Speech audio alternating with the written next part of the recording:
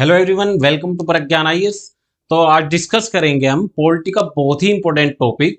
और important topic मैं क्यों कह रहा हूँ, इंपॉर्टेंट टॉपिक इसलिए कह रहा हूँ क्योंकि पूरी पॉलिटी के अंदर या पूरे कॉन्स्टिट्यूशन के अंदर आप कॉन्स्टिट्यूशन को एक बार पढ़ लोगे, लेकिन ये ऐसा टॉपिक है अगर ये समझ में नहीं आए ना आपके, या इसके बारे में आपको डिटेल में नहीं पता है। देखो टॉपिक छोटा है, लेकिन अगर ये आपको समझ में नहीं आया तो इससे रिलेटेड क्वेश्चन बहुत सारे आते हैं पॉलिटी के अंदर। और कोई भी क्वेश्चन अगर आ रहा है तो कहीं ना कहीं इसी टॉपिक से रिलेट करता है। रिलेट क्यों करता है? देखो टॉपिक का नाम है types of majorities in parliament, यानी भारतीय संसद में बहुमत के प्रकार। अब मेजोरिटी आपने सुना होगा कि जो मेजोरिटी है कॉन्स्टिट्यूशन के अंदर या पार्लियामेंट के अंदर, बिना मेजोरिटी के कोई भी बिल या कोई भी मोशन पास नहीं होता। और मेजोरिटी भी चार तरह की है, अलग अलग टाइप्स है मेजोरिटी के। जो चारों टाइप्स हैं उनको हमें समझना है। देखो आर्टिकल 368 के अकॉर्डिंग भी अलग मेजोरिटी है, आर्टिकल 249 के अकॉर्डिंग अलग मेजोरिटी है, ठीक है। एक सिंपल मेजोरिटी है जो इनमें किसी आर्टिकल में नहीं आती, बाकी अलग अलग आर्टिकल्स में उसके बारे में दिया गया है। इसके अलावा जो सिंपल मेजोरिटी है उसके अंदर कई मोशंस है ना, तो वहां पे जो है सिंपल मेजोरिटी से कोई बिल पास होता है। इफेक्टिव मेजोरिटी हो गई, एब्सोल्यूट मेजोरिटी हो गई। तो ये कुछ ऐसी मेजोरिटी हैं जिनको समझना बहुत जरूरी है। एग्जाम के अंदर जब क्वेश्चन आएगा कि आर्टिकल 368 से रिलेटेड कौन सी मेजोरिटी है कि इस मेजोरिटी से जो है ये बिल पास होता है, तो आप वहां कंफ्यूज हो जाओगे। तो इसलिए मेजोरिटी को समझना बहुत जरूरी है। तो आज डिस्कस करेंगे हम टाइप्स ऑफ मेजोरिटी पे। तो सबसे पहले देखते हैं कि टाइप्स ऑफ मेजोरिटी कितनी है। बात करेंगे हम टाइप्स ऑफ मेजोरिटी की। तो टाइप्स ऑफ मेजोरिटी के अंदर क्या है? सबसे पहली है हमारी सिंपल मेजोरिटी, ठीक है। दूसरी एब्सोल्यूट मेजोरिटी या पूर्ण बहुमत। तीसरी है हमारी इफेक्टिव मेजोरिटी, और चौथी है हमारी स्पेशल मेजोरिटी।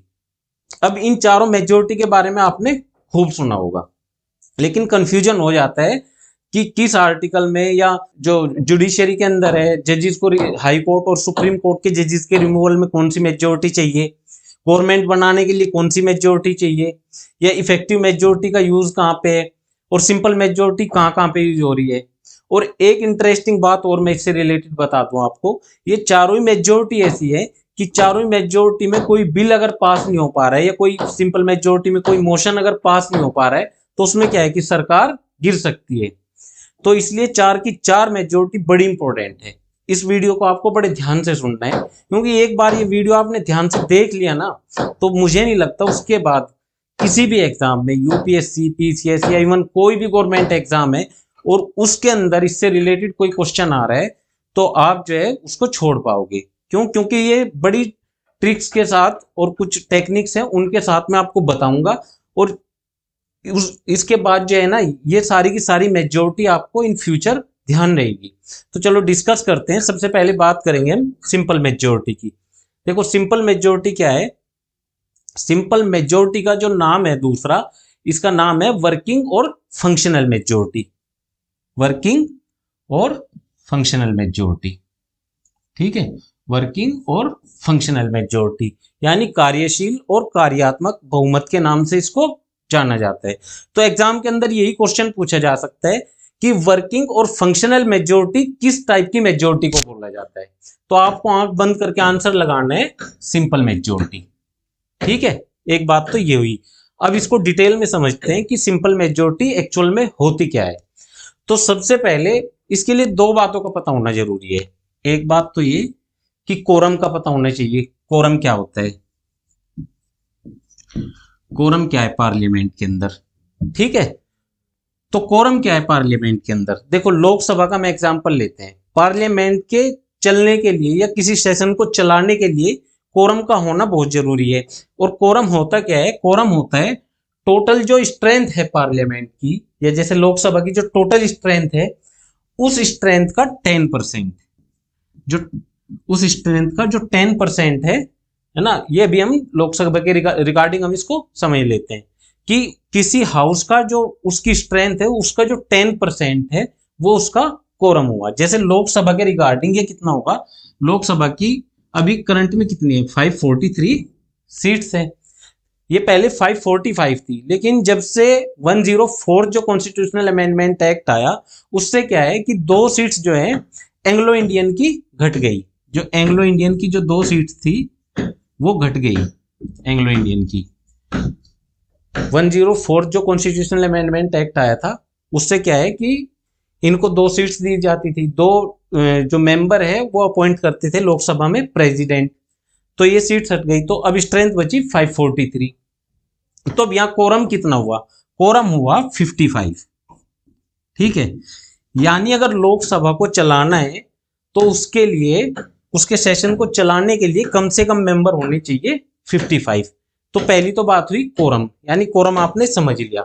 इसके अंदर दूसरी सिचुएशन है कि जितने भी लोकसभा की जो स्ट्रेंथ है ना, उसमें से यानी 543 मेंबर में से 55 से ज्यादा कितने भी मेंबर अगर प्रेजेंट है, यानी 55 से लेके और 543 के बीच में, 543 के बीच में, अगर चाहे वो 300 मेंबर हो, 400 हो, 250 हो, 200 हो, जितने भी मेंबर मौजूद है उस सेशन में, तो क्या है कि हमें फिर आगे बढ़ना है। इसमें मैं आगे समझाता हूं। तो पहली सिचुएशन क्या हो गई, 10% की होगी कोरम की सिचुएशन। दूसरी सिचुएशन हम समझ लेते हैं कोरम के बाद। तो पहली हुई हमारी कोरम, तो कोरम होने चाहिए, ठीक है, जो कि 10% है। दूसरी सिचुएशन है कोरम के बाद मान लो कि 300 मेंबर लोकसभा के अंदर 300 मेंबर जो है प्रेजेंट है। ठीक है, तो ये अपने आप में कोरम की सिचुएशन भी है, यानी कोरम भी है यहाँ पे।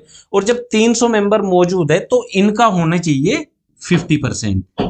ठीक, और इनका 50% कितना हो गया, 150। और इस 150 में +1 और करना है आपको, ठीक है, यानी 151।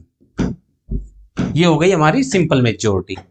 पहली बात क्या बताई मैंने आपको, सिंपल मेजोरिटी के अंदर कोरम होना चाहिए। कोरम क्या है, 10%, किसी भी हाउस की स्ट्रेंथ का 10% कोरम हुआ उस हाउस के सेशन को चलाने के लिए। दूसरा, मैंने लोकसभा का एग्जांपल लिया कि मान लो 300 मेंबर प्रेजेंट थे, तो उनका 50% कितना हुआ, 50% 150 हुआ, +1, यानी 50% का बहुमत होना चाहिए। ठीक है, 151। तो ये है हमारी सिंपल मेजोरिटी। अब हम देखेंगे कि जो सिंपल मेजोरिटी है इसका इस्तेमाल कहाँ कहाँ होता है, वो ज्यादा इंपॉर्टेंट है, क्योंकि उसी से रिलेटेड क्वेश्चन एग्जाम के अंदर पूछा जा सकता है। तो अब बात करेंगे example where a simple majority is required.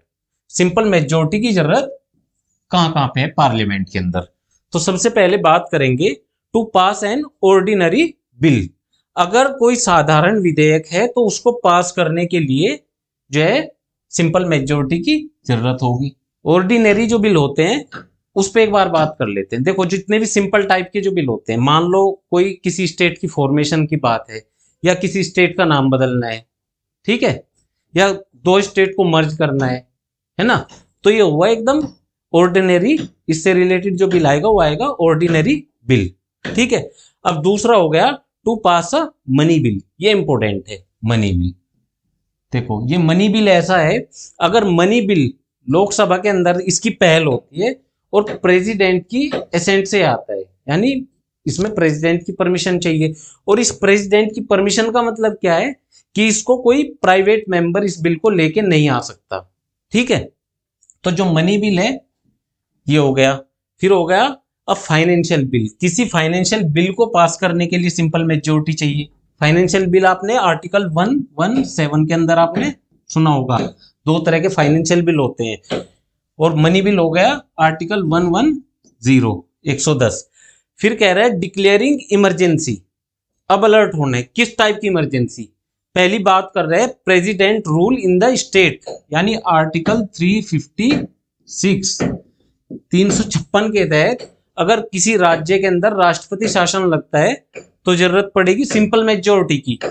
और declaring financial emergency in the country, article 368 के अकॉर्डिंग अगर नेशनल इमरजेंसी, फाइनेंशियल इमरजेंसी घोषित होती है तब जरूरत पड़ेगी सिंपल मेजोरिटी की। Declaring an end to the emergency यानी किसी इमरजेंसी को खत्म करने के लिए, जैसे नेशनल इमरजेंसी है, आर्टिकल 352 वाली जो नेशनल इमरजेंसी है, अगर उसको खत्म करना है तो जरूरत पड़ेगी किसकी? सिंपल मेजोरिटी की। ठीक है, आगे बात करते हैं और कौन कौन सी चीजें इसके अंदर आएगी। अब कुछ मोशंस की बात करते हैं। ठीक है, जैसे passing a no confidence motion. No confidence motion, इसके बारे में आपने सुना होगा, नो कॉन्फिडेंस मोशन। और नो कॉन्फिडेंस मोशन कौन लेके आता है? Opposite party, along with a vote of confidence. ठीक है, यानी अविश्वास प्रस्ताव भी और विश्वास प्रस्ताव दोनों आ गए। फिर कह रहे हैं passing motion of thanks. Passing motion of thanks एक मोशन ये भी होता है पार्लियामेंट के अंदर। अगला कह रहे हैं censure motion and adjournment motion, यानी निंदा प्रस्ताव और स्थगन प्रस्ताव। ये जो निंदा प्रस्ताव है इसको भी कौन लेके आता है? इसको भी लेके आती है अपोजिट पार्टी। और अगला हो गया हमारा एडजर्नमेंट मोशन। इसके अलावा elect the speaker and deputy speaker of Lok Sabha. देखो, जो लोकसभा के जो स्पीकर है और डिप्टी स्पीकर है, speaker of and deputy speaker of Lok Sabha, यानी लोकसभा के जो स्पीकर है और डिप्टी स्पीकर जो है, इनको अगर इलेक्ट करना है तो तब भी कौन सी मेजोरिटी चाहिएगी? सिंपल मेजोरिटी चाहिएगी। ऐसे ही जो स्टेट असेंबली है, स्टेट असेंबली के जो स्पीकर है और डिप्टी स्पीकर है, स्टेट लेजिस्लेटिव असेंबली के जो स्पीकर है और डिप्टी स्पीकर है, वो भी सिंपल मेजोरिटी से इलेक्ट होंगे। तो स्पीकर कौन कौन से हो गए? लोकसभा के हो गए, ठीक, और डिप्टी स्पीकर। ऐसे स्टेट असेंबली के दोनों हो गए, स्पीकर और डिप्टी स्पीकर, ये हो गए सिंपल मेजोरिटी से इनको चुना जाएगा। फिर कह रहे हैं to elect the deputy chairman of the Rajya Sabha, यानी राज्यसभा के जो डिप्टी चेयरमैन है, elect deputy chairman of the Rajya Sabha, इसके लिए भी सिंपल जो मेजोरिटी है उसकी जरूरत होगी। फिर कह रहे हैं for rectification of constitutional amendment bill by state legislature, जो स्टेट लेजिस्लेचर है या राज्य विधानमंडलों द्वारा संवैधानिक संशोधन विधेयकों के अनुसमर्थन हेतु। आप समझ रहे हो, एक आर्टिकल 368 के अंदर टाइप टू जो अमेंडमेंट होता है, जिसमें क्या है कि जो लोकसभा है और राज्यसभा है, इनकी तो चाहिए होती है स्पेशल मेजोरिटी, और स्टेट जो होते हैं 50% स्टेट की क्या चाहिए होती है? सिंपल मेजोरिटी से उनकी रेक्टिफिकेशन चाहिए होती है।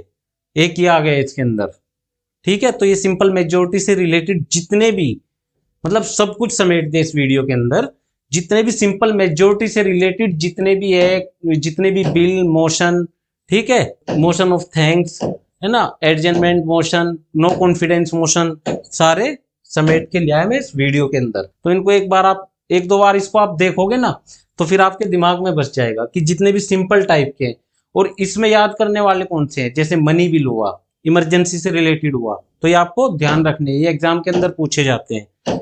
आगे बात करते हैं कंप्लीट मेजोरिटी की। कंप्लीट मेजोरिटी भी आपने सुना होगा, कंप्लीट मेजोरिटी या पूर्ण बहुमत। पूर्ण बहुमत क्या होता है इसको समझना है, और इसका इस्तेमाल कहाँ है। अब याद ऐसे करना है, ट्रिक इसकी है, इसका इस्तेमाल केवल एक ही जगह पे है, और वो कहाँ पे होता है, केवल सरकार बनाने के लिए। यानी अगर कोई पार्टी जो है अपनी सरकार बनाना चाहती है पार्लियामेंट के अंदर या स्टेट असेंबलीज के अंदर, तो तब जरूरत पड़ती है कंप्लीट मेजोरिटी की। और कंप्लीट मेजोरिटी क्या होती है, टोटल स्ट्रेंथ हाउस की। जैसे लोकसभा की, लोकसभा के एग्जांपल लेते हैं, ठीक। लोकसभा के अंदर क्या है, टोटल सीट्स अभी कितनी है, 543, ठीक, 543। अब सेंटर के अंदर जिस पॉलिटिकल पार्टी को गवर्नमेंट अपनी बनानी है, जिसको सरकार बनानी है, तो उसको बहुमत कितना चाहिएगा, उसको चाहिएगा 272, यानी 272 सीट्स जो पार्टी लेके आएगी, यानी जिसकी कंप्लीट मेजोरिटी होगी वो सरकार बनाएगी। तो आपको ध्यान रखना है कि जो कंप्लीट मेजोरिटी है उसका काम एक ही है, और वो है सरकार बनाने से रिलेटेड, ठीक है, तो आसान हो गया ना। यानी सिंपल मेजोरिटी तो ऐसी मेजोरिटी है जो कॉन्स्टिट्यूशन के अंदर या पार्लियामेंट के अंदर, कॉन्स्टिट्यूशन के अंदर अगर कोई चेंज करना हो या पार्लियामेंट के अंदर अगर सबसे ज्यादा कोई मेजोरिटी यूज होती है, किसी मेजोरिटी का इस्तेमाल किया जाता है, तो वही हमारी सिंपल मेजोरिटी। ठीक है, और अगर एक जगह किसी मेजोरिटी का इस्तेमाल किया जाता है, वो हमारी कंप्लीट मेजोरिटी। आगे बात करते हैं, तो बात करेंगे इफेक्टिव मेजोरिटी की। देखो इफेक्टिव मेजोरिटी जो है ना, ये भी बड़ी सिंपल है और इसका इस्तेमाल भी 2-3 जगह पे ही होता है। देखो इफेक्टिव मेजोरिटी क्या हुई, हम राज्यसभा का एग्जांपल लेते हैं कि राज्यसभा के अंदर जो है, जो टोटल सीट्स हैं, वैसे तो है कितनी स्ट्रेंथ है राज्यसभा की, 250 स्ट्रेंथ है राज्यसभा की, लेकिन उसके अंदर कुछ सीट्स वैकेंट है। कितनी वैकेंट है? 5। तो भी मौजूदा सीट्स है 245। ठीक, उसके बाद ये कह रहे हैं कि कुछ मेंबर जो है वो एब्सेंट रह सकते हैं, कुछ मेंबर एब्सेंट रह सकते हैं। मान लो एब्सेंट रह गए कितने, एब्सेंट रह गए इसमें से 245 में से जो एब्सेंट है वो रह गए 45 जो है एब्सेंट हो गए। तो अब बचे कितने? 200। ठीक है, ये 200 बचे, तो ये कितनी बची? ये बची हमारी 200 सीट्स। तो क्या है कि इसका 50% होना चाहिए। इसका कितना होना चाहिए? इसका होना चाहिए 50%। यानी इफेक्टिव मेजोरिटी के लिए कितने मेंबर होने चाहिए राज्यसभा में? अब 100 मेंबर होने चाहिए। तो यही हमारी इफेक्टिव मेजोरिटी। अब इसका यूज देख लेते हैं हम कहाँ कहाँ होता है। बेसिकली इसका 3 जगह इस्तेमाल होता है, ये भी आपको याद करना आसान है। इफेक्टिव है बहुत, मतलब ये समझ लो कि किसी को हटाने के लिए इफेक्टिव है ये। किस किस को हटाने के लिए, किस किस के रिमूवल में ये यूज होती है? देखो article 67B, removal of the vice president chairman of the Rajya Sabha, यानी उपराष्ट्रपति को हटाने के लिए, वाइस प्रेसिडेंट जो है उसको हटाने के लिए आर्टिकल 67B में इसके बारे में बात की गई है। Article 94C, removal of the speaker and deputy speaker of Lok Sabha, यानी लोकसभा के जो स्पीकर्स हैं और डिप्टी स्पीकर्स जो है उसको हटाने के लिए इफेक्टिव मेजोरिटी की जरूरत है।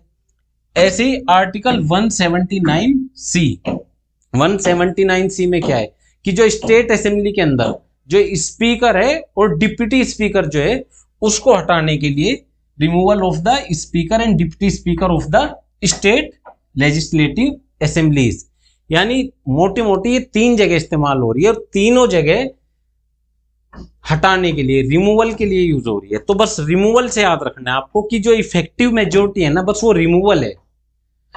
इफेक्टिव मेजोरिटी से रिलेटेड अगर क्वेश्चन आ रहा है तो आपको ध्यान रखना है रिमूवल वर्ड। इफेक्टिव जो है वो रिमूवल है। और किस किस का रिमूवल है? लोकसभा, राज्यसभा, ठीक है, और स्टेट असेंबलीज के अंदर जो वाइस प्रेसिडेंट ऑफ राज्यसभा और speaker and deputy speaker of Lok Sabha and state assembly, ये वर्ड आपको बस ध्यान रखना है। तो इसका इस्तेमाल होता है यहाँ पे। आगे बात करते हैं स्पेशल मेजोरिटी की। देखो अब स्पेशल जो मेजोरिटी है इसके भी 4 टाइप्स है। जो स्पेशल मेजोरिटी है ये भी कितने तरीके की है? स्पेशल मेजोरिटी भी कितने? 4 तरीके की है। और यही सबसे ज्यादा कंफ्यूज करती है स्पेशल मेजोरिटी। ये कैसे कंफ्यूज करती है? एक स्पेशल मेजोरिटी हुई आर्टिकल 61 के अकॉर्डिंग, ठीक है, अंडर आर्टिकल 61 हो गई एक स्पेशल मेजोरिटी। दूसरी स्पेशल मेजोरिटी जो है वो आर्टिकल 249 के अकॉर्डिंग है, आर्टिकल 249, ठीक। और तीसरी स्पेशल मेजोरिटी है आर्टिकल 368 के अकॉर्डिंग, यानी टाइप 1 हो गई। और चौथी जो स्पेशल मेजोरिटी है वो है आर्टिकल 368 का जो टाइप 2 है, टाइप 2। इसको भी आपको ध्यान रखना है, ठीक है, टाइप 2 के अकॉर्डिंग हो गई।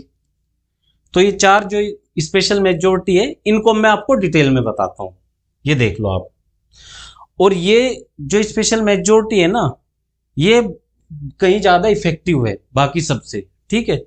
इसको एक बार आप देख लो, इसके अंदर क्या दिया गया है। तो सबसे पहले बात करेंगे हम आर्टिकल 61 की। देखो आर्टिकल 61 के अंदर क्या दिया गया है।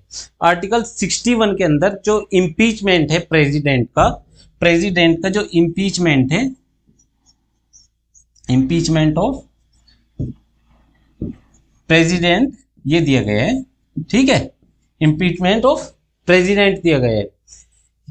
ये रिलेटेड किससे? आर्टिकल 61 से। यानी भारत के राष्ट्रपति को हटाना कितना आसान है या कितना टफ है, इसका पता आज हमें लगाना है। मैं आपको बता दूं, इंडिया के जो प्रेसिडेंट है उनको हटाना सबसे टफ काम है इस कंट्री के अंदर। उनके लिए जो मेजोरिटी चाहिए ना, वो अलग ही लेवल की मेजोरिटी है। और वो कैसी है? ये कह रहा है कि जो स्ट्रेंथ है ना लोकसभा या राज्यसभा की, स्ट्रेंथ का मतलब कि जैसे लोकसभा के अंदर 543 मेंबर है और राज्यसभा के अंदर 245 मेंबर है, तो इनका ये जो स्ट्रेंथ है इसका 2/3 होना चाहिए। इसका कितना होना चाहिए? 2/3 होना चाहिए। यानी 2/3 होना चाहिए लोकसभा का और 2/3 होना चाहिए राज्यसभा का। अब ये देख लो, ऐसी कोई मेजोरिटी आपने देखी नहीं होगी अब तक। बाकी जितनी मेजोरिटी है बाकी सिंपल है काफी। ठीक है, उनमें कहीं ना कहीं मेंबर कम हो जा रहे हैं। तो अगर प्रेसिडेंट के ऊपर इम्पीचमेंट लगाना है, प्रेसिडेंट को हटाना है, तो सारे के सारे जितने भी मेंबर है, राज्यसभा के हो चाहे लोकसभा के हो, सबको प्रेजेंट होना पड़ेगा। और उन प्रेजेंट के 2/3 मेजोरिटी से उस जो भी उसके लिए जो बिल आएगा उसको पास कराने पड़ेगा। उसके बाद दोनों हाउस से पास होने के बाद प्रेसिडेंट को हटाया जा सकता है। अब इसमें बात करते हैं, 2/3 मेजोरिटी हो गई हमारी। ठीक है, इसमें क्या है कि लोकसभा के अंदर जो स्ट्रेंथ है 2/3 वो कितनी है? 364। और राज्यसभा के अंदर जो उसकी टोटल स्ट्रेंथ का जो 2/3 है वो है कितना? 164 जो है राज्यसभा के अंदर है और लोकसभा के अंदर हो गया हमारा 364। ठीक है, तो ये नंबर ध्यान रखने कोई जरूरी नहीं है, लेकिन मैं बता दे रहा हूं कि 2/3 मेजोरिटी का मतलब, जो स्पेशल मेजोरिटी है उसका मतलब है कि टोटल स्ट्रेंथ का 2/3 मेंबर। आगे बात करते हैं आर्टिकल 249। देखो आर्टिकल 249 भी आपने सुना होगा।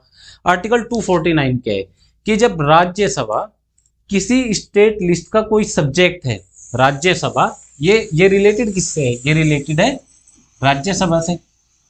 आर्टिकल 249 और 249 के अंदर क्या दिया गया है कि जब राज्यसभा किसी स्टेट लिस्ट के सब्जेक्ट पे कोई कानून अगर बनाना चाहती है, ठीक है, कोई कानून अगर बनाना चाहती है तो उसके लिए क्या है कि एक अलग प्रकार की जो है मेजोरिटी चाहिए, स्पेशल मेजोरिटी।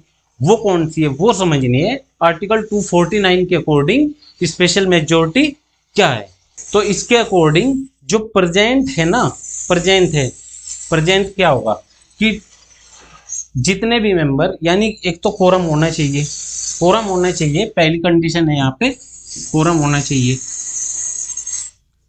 और कोरम के बाद 2/3 मेजोरिटी होनी चाहिए। कितनी होनी चाहिए? 2/3 मेजोरिटी होनी चाहिए। ठीक है, तो एक मेजोरिटी हो गई special majority as per article 249। तो ये जो 4 टाइप की मेजोरिटी मैं आपको बता रहा हूँ, ये स्पेशली आपको ध्यान रखनी पड़ेगी। इनको बार बार आपको रिपीट करना पड़ेगा, तभी आपको ये ध्यान रहेगी।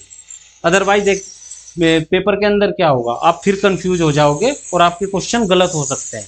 तो ये मेजोरिटी आपको जो 4 टाइप की लास्ट वाली में स्पेशल मेजोरिटी के अंदर में जो 4 मेजोरिटी है ये बता रहा हूँ, ये आपको ध्यान रखनी है। तो पहली 61 वाली इजी है। कैसे इजी है कि प्रेसिडेंट का इम्पीचमेंट है, देश का सबसे बड़ा सर्वोच्च पद है वो, और उसको हटाने के लिए स्पेशल मेजोरिटी क्या हो गई कि जो 2/3 है टोटल स्ट्रेंथ का, उससे हटाना पड़ रहा है। 249 में क्या है कि स्टेट लिस्ट के सब्जेक्ट पे जो है राज्यसभा कोई कानून बना सकती है। तो उसके लिए क्या है कि जो प्रेजेंट एंड वोटिंग का 2/3 होना चाहिए। कोरम की तो कंडीशन होनी चाहिए हर हालात में, तो उसका 2/3 होना चाहिए। ये थोड़ा इजी है। अब आगे बात करते हैं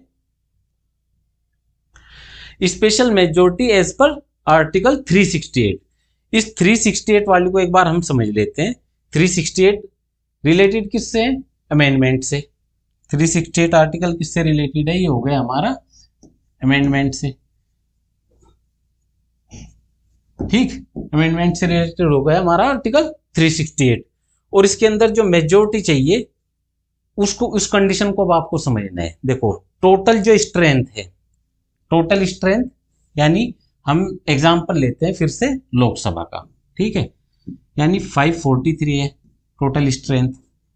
पहले तो क्या होना चाहिए, इसका 543 का 50% होना चाहिए, कम से कम कितने मेंबर प्रेजेंट होने चाहिए, इसके 50% होने चाहिए, यानी 272 मेंबर इसके प्रेजेंट होने चाहिए। इसके बाद इनका 2/3 इस 272 का, यानी पहले 50% होने चाहिए, उसके बाद इसका 2/3 होनी चाहिए, 2/3 जो मेंबर है वो प्रेजेंट होने चाहिए, ठीक है। तो यही स्पेशल मेजोरिटी आर्टिकल 368 के अकॉर्डिंग। इससे क्या है कि टाइप वन मैंने कई बार आपको मैं बता चुका पिछली वीडियो में, अमेंडमेंट की वीडियो में मैंने आपको बताया था। टाइप 1 में जैसे फंडामेंटल राइट से रिलेटेड अगर कोई बिल है, उसमें कोई चेंज करना है, तो उसके लिए टाइप 1 जो आर्टिकल 368 की जो स्पेशल मेजोरिटी है उसकी जरूरत पड़ेगी, ठीक है। इसके अलावा हम और देख लेते हैं कि कहाँ पे जो ये 368 वाली जो स्पेशल मेजोरिटी है इसका इस्तेमाल और कहाँ पे होता है, ये भी काफी इंपॉर्टेंट है। इसके अलावा रिमूवल ऑफ जजेस of the supreme court and high court, यानी हाई कोर्ट और सुप्रीम कोर्ट के जो जज हैं, हाई कोर्ट और सुप्रीम कोर्ट के जो जजेस हैं उनको हटाने के लिए, उनके रिमूवल के लिए जो है इसी स्पेशल मेजोरिटी की जरूरत है। कौन सी वाली की? जो 368 टाइप 1 की है। कौन सी? यानी इस टोटल स्ट्रेंथ का 50% होना चाहिए, ठीक, और उसका 2/3, ठीक, इसकी जरूरत होती है। दूसरा removal of the chief election commission, यानी जो चीफ इलेक्शन कमीशन है, अब ये आपको ध्यान रखना है, ये केवल बात कर रहे हैं चीफ इलेक्शन कमीशन की। बाकी जो दो अदर जो इलेक्शन कमीशन है ना, उनकी बात नहीं कर रहे, ये बात कर रहे हैं चीफ इलेक्शन कमीशन की। और दूसरा CAG, controller and auditor general of India, article 148, ठीक है, वहां पे भी इसी की जरूरत पड़ेगी। ऐसे ही जो स्टेट लेजिस्लेटिव असेंबली है, अगर वो अपने स्टेट के अंदर legislative council, state legislative council का गठन करना चाहती है या उसको खत्म करना चाहती है, स्टेट लेजिस्लेटिव असेंबली को बनाना चाहती है ना, या उसको खत्म करना चाहती है, तो उसके लिए जो वो रिजोल्यूशन लेके आएगी, resolution creation and abolition of the state legislative council, राज्य विधान परिषद के एबोलिशन के लिए, और दूसरा उसके क्रिएशन के लिए भी जो है इसी मेजोरिटी की जरूरत पड़ती है, स्पेशल मेजोरिटी की। और तीसरा है approving the extension of national emergency in the country, article 352 वाली जो नेशनल इमरजेंसी है ना, इसको आगे बढ़ाने के लिए, यानी 6 महीने से ज्यादा इसको बढ़ाने के लिए इस स्पेशल मेजोरिटी की जरूरत पड़ेगी, ठीक है, राष्ट्रीय आपातकाल के विस्तार के लिए, ठीक, ये हो गई। अब इसमें मैं एक और बता दूं आपको, जो आर्टिकल 368 के अकॉर्डिंग जो टाइप 2 है, टाइप 2 जो मेजोरिटी है उसके बारे में एक बार मैं और बता देता हूं आपको, वो इसमें दी नहीं गई है, उसके बारे में बता दूं। देखो कोई भी इसमें 368 में क्या है, जो टाइप 2 मेजोरिटी है, जब कोई बिल इफेक्ट कर रहा हो किसको, पूरा जो फेडरल स्ट्रक्चर है, फेडरल स्ट्रक्चर से रिलेटेड हो, जो हमारा फेडरल स्ट्रक्चर है उससे रिलेटेड अगर हमारा कोई बिल है, तो उसके लिए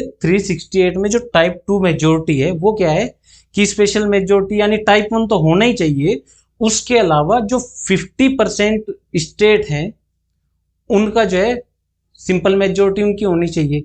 और ये हो गई किससे, फेडरल स्ट्रक्चर में अगर कोई चेंज कर रहा है, जैसे जीएसटी है, जीएसटी जो है वैसे तो एक मनी बिल था, जीएसटी अपने आप में एक मनी बिल था, आर्टिकल 110 के अकॉर्डिंग, 110 के अकॉर्डिंग जीएसटी जो है मनी बिल था, लेकिन वो पास कैसे हुआ, वो पास इसी 368 का जो टाइप 2 है क्योंकि वो पूरा जो हमारा जो फेडरल स्ट्रक्चर था उसको इफेक्ट कर रहा था। कैसे कि कहीं ना कहीं जीएसटी अगर लागू हो रही है ना, तो सेंटर के साथ साथ स्टेट पे भी लागू हो रही है। तो उसमें क्या है कि जो 50% स्टेट है उनकी भी सिंपल मेजोरिटी से वो बिल पास हुआ था। तो इसलिए लास्ट वाली जो मेजोरिटी वो ही 368 में टाइप 2 यानी पार्लियामेंट की स्पेशल मेजोरिटी दोनों हाउस की प्लस 50% स्टेट की सिंपल मेजोरिटी। तो आज के वीडियो में इतना ही था। जो मेजोरिटी के जितने भी टाइप है वो मैंने आपको बता दिए। Thank you.